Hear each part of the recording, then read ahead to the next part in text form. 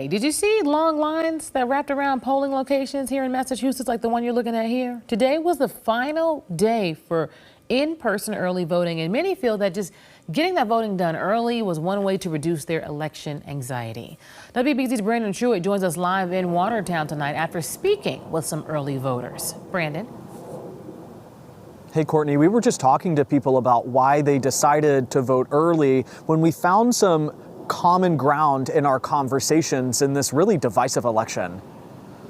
These elections have just gotten more and more difficult. It's been chaotic. It's been pretty tense. There was a line out the door Friday night as voters in Watertown rushed to cast their ballot on the final day of early in-person voting. It's been interesting. It's definitely been a little bit frightening. Like, you can tell that there's a large contingency of the population that feels really differently than I do on a lot of issues, and that can be really scary. It's exhausting for sure. I think the news, I actually just was at my parents', and the constant cycle of the news and the ads. The state reports more than 1.6 million people cast their ballots early, either by mail or in person, making up 32% of registered voters.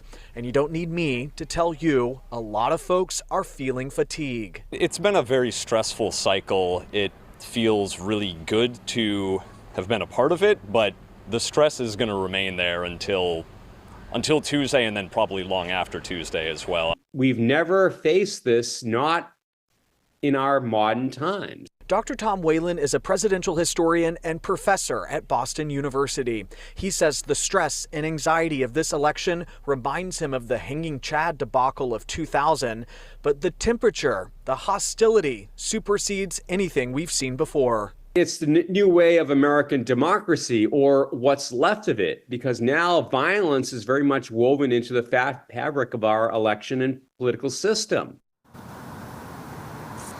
So Dr. Whalen says one thing that could help on the back end of this if we had a clear winner on Tuesday, but that's unlikely. He says it will likely take days, if not weeks, before we know ultimately who won the presidential election. Live in Watertown, Brandon Truitt, WBZ News. Brandon, thank you.